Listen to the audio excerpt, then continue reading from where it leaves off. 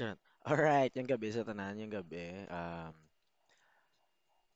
We are about to start our session 5. Tama, session 5 na. Guys, though somehow, though, diri na siya ang exciting part. Slight,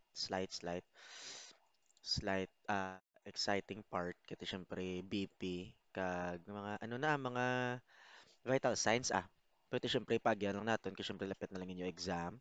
Pagyan natin ng mga importante, gid. Tapos, mayari man di, mayroon akong pointers pero i-elaborate ko lang gamay.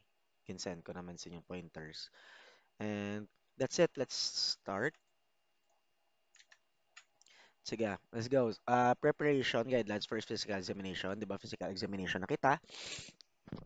Setting the stage. Nagyan na nato na. And tangential lighting. Okay, examination room should be adequately ventilated, comfortable, quiet, and private with is sufficient lighting. Sufficient ang lighting. Enough lang lighting. Tangential lighting. Tangential lighting is optimal lighting for inspecting structures such as jugular venous pulse. Okay, kung mga naghahabok ng mga pulso, okay, thyroid gland, makita na, dapat may tangential lighting kita. Anong tangential lighting? Ang low angle, ara na siya, na very low angle on the skin surface para makita nyo kung may nag-bulge, amo na siya. Tangential lighting. Okay, the black examination table should be high to prevent seminar for stooping to be quit raise about 45 degrees. Okay.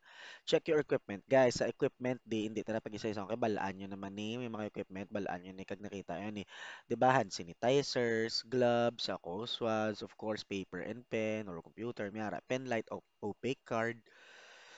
Sense, guys, sa testing of sense of smell, of course. Kung hindi lang alcohol, iso gawa si alcohol, pwede si kape, nga do kape, okay lang. Okay. Pwede si hand sanitizer nga hindi maisog, pwede na masimutan nila. Okay guys, area na tanan, please read lang. Okay?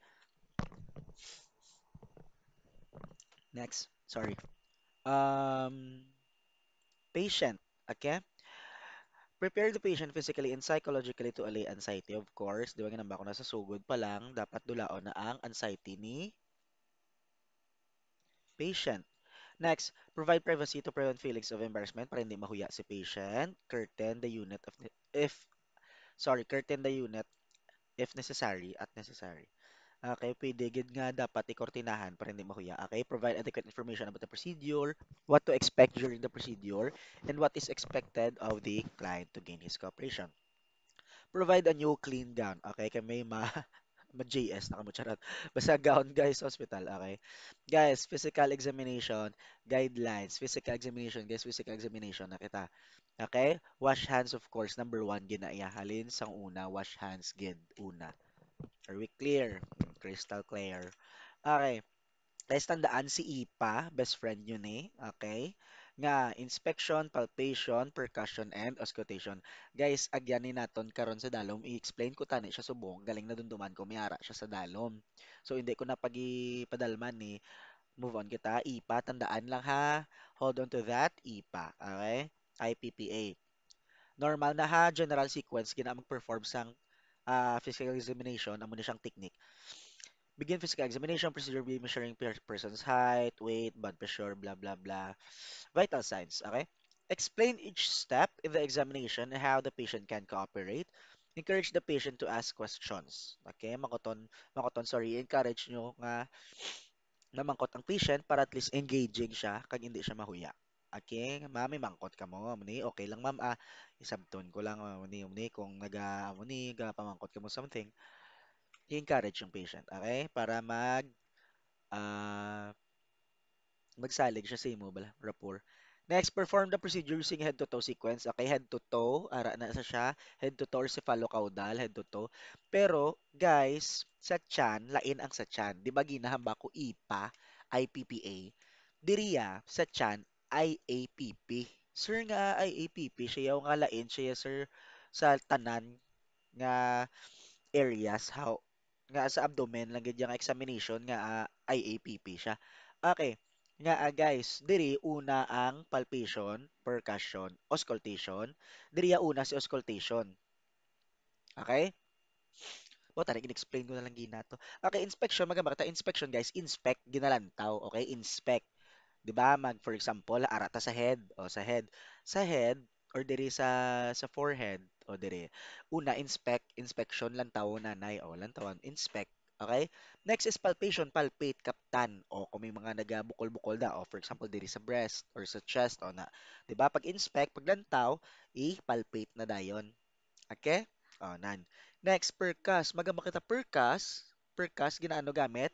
Areo, ang pointing finger kagang middle, tapos ang ini, ginamuni sa na areo, for example, diri. O, na, ginamo na siya. Na, gina-check, gina-percuss. Kita mo na mga drums, bla mga percussions. Amo na siya, so gina-percuss siya.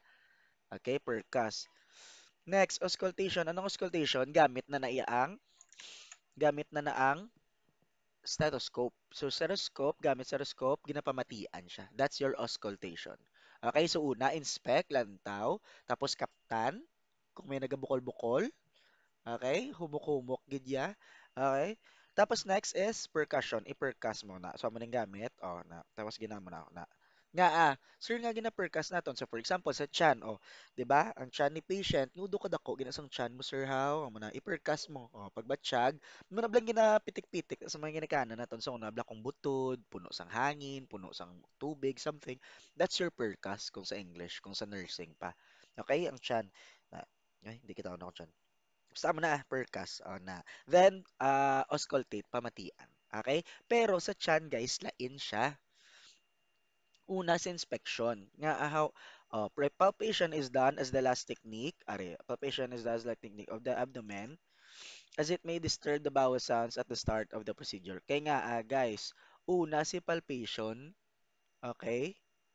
Sorry, una si palpation, una si inspect, then si auscultate, pamatian dayon. Kaya nga, sa chan, di ba? For example, pagkita nyo, pamatian dayon. Kaya nga, hindi pwede una si percuss. Kaya kung percuss, tandog-tandugon mo to karon, tapos ginapitik-pitik mong chan, ma-disturb ang bowel movement. Ara siya nakabutang manood. As it may disturb the bowel sounds at the start of the procedure. Tandaan, okay? Basi magawa sa exam. This may take the results of the examination inaccurate. So, may inaccurate siya kung una si percuss. Sorry, kung una si, sorry, una si palpation. Okay, uri si palpate. So, inspect anay, auscultate, pamatian, tapon percuss, kaya di ba percuss siya, then palpate, kaptan. Okay, amo na sang sa chan. Tandaan lang IAPP. Next, blah blah blah blah blah. Palpation is also done the last technique on the abdomen because if the examiner happens to palpate a tender, or the patient may not be able to relax anymore and patient may not want to finish the procedure. Okay na. Kaya nga, guys, di ba palpate, kaptan siya. Di ko may batyagan to karon ng patient nga tender or something, basta hindi na siya magpadayon. Sa mo nang explanation di. Okay, during the examination of the abdominal flex patient knees, flex ang patient knees, okay? Return the abdominal muscle, flex ha, flex.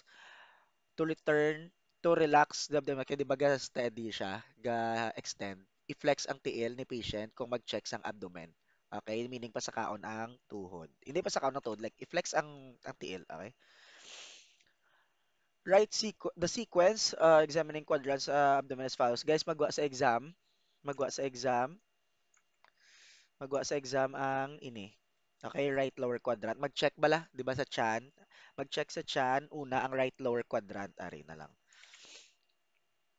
Sequence of examining quadrants of the abdomen, ari. Oh. Magwa siya sa exam, okay? Ara oh. Nan. Di na tong apat.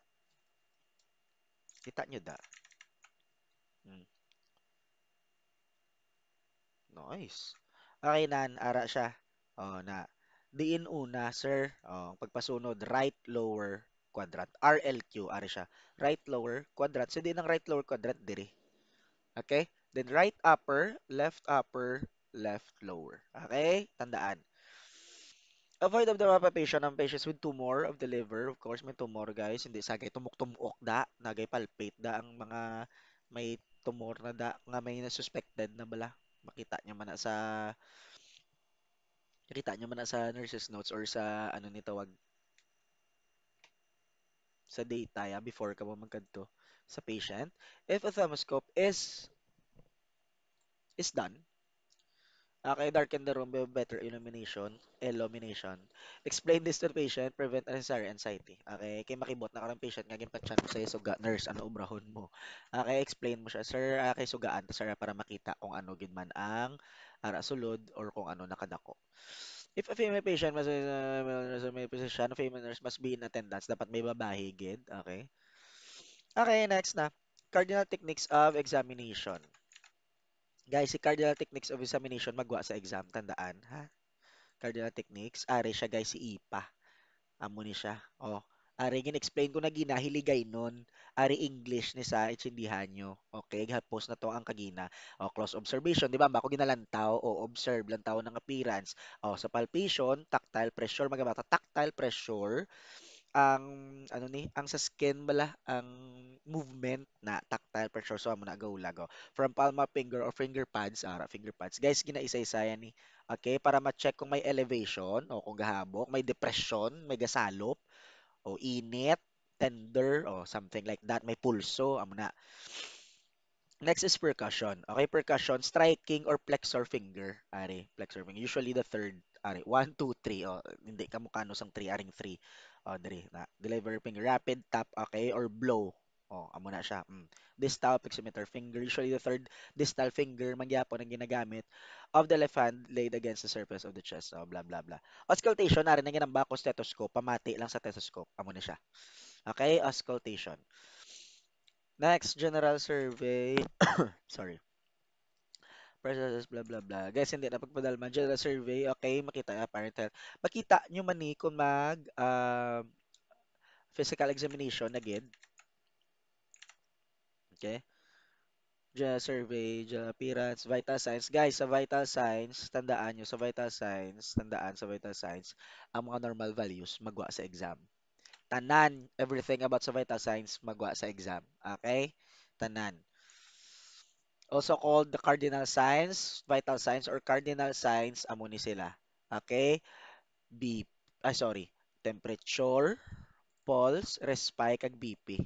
Okay? Temperature, pulse, respire, kag BP. Sir, anong ikalima?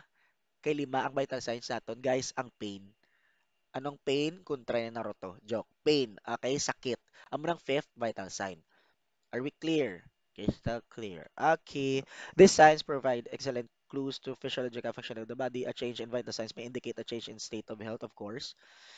Routinely done or more frequently depending sa patient nga kondisyon. Okay, kung basi pa monitor siya every 15 minutes ni doc, every 15 minutes mo balikan. Okay, when and how to assess the client's vital signs depends on the nurse judgment. Okay, kung every now and then gina-high blood si patient, check nyo ang BP ya eh. Kada dugay-dugay. Okay, hilanaton, ginahilanat si patient o check ang iyang temperature every now and then. Next, examples of appropriate times to measure vital signs. Sara, naging example ko nagina o upon admission, sa bulong, sa balay, screening, before after sang surgical procedure, nursing interventions, kag emergency. Amo ni. TPR, anong TPR? Temperature, pulse, kag respire. Okay? Measured by both professional registered nurse dapat. Okay, blah blah blah. Midclavicular line, fifth ICS, intercostal space. Nipple line, naman ang sa nipple line. Intercostal na ni. Ang bako na anong intercostal? Ang space sang sang ribs, 'di ba may space na? That's your intercostal. Okay, ang space. Fifth intercostal space. Fifth, diri siya sa nipple dampi. Okay? Purposes of taking vital signs, amo ni general condition guys, magwa sa exam tandaan lang. Okay, purposes, general considerations, okay, when to assess vital signs, ari ng kagina ni, amo ning kagina to. Explain procedure, kasi syempre, basi mag ano ang patient, nga ginatandog mo siya ya, okay? Ay makuha ko BP ha, para ma-check mo blood pressure, something kung taas, muna. Next, body temperature, guys. Sa body temperature, may core kag surface body. Okay, it is the balance between heat and by the body heat lost from the body, ha? Hypothalamus, heat regulating system. Tandaan si hypothalamus, siya ang regulate heat sa system naton. Okay, may mga iban pag na sa lain nga system sunod nga naga-regulate sang heat sa lawas naton pero sunod lang na agya naton subong si hypothalamus lang anay hinayay lang okay Next, kinds of body temperature, core temperature, temperature of the deep tissues of the body. Example sa buli, and panic. Okay, mga diri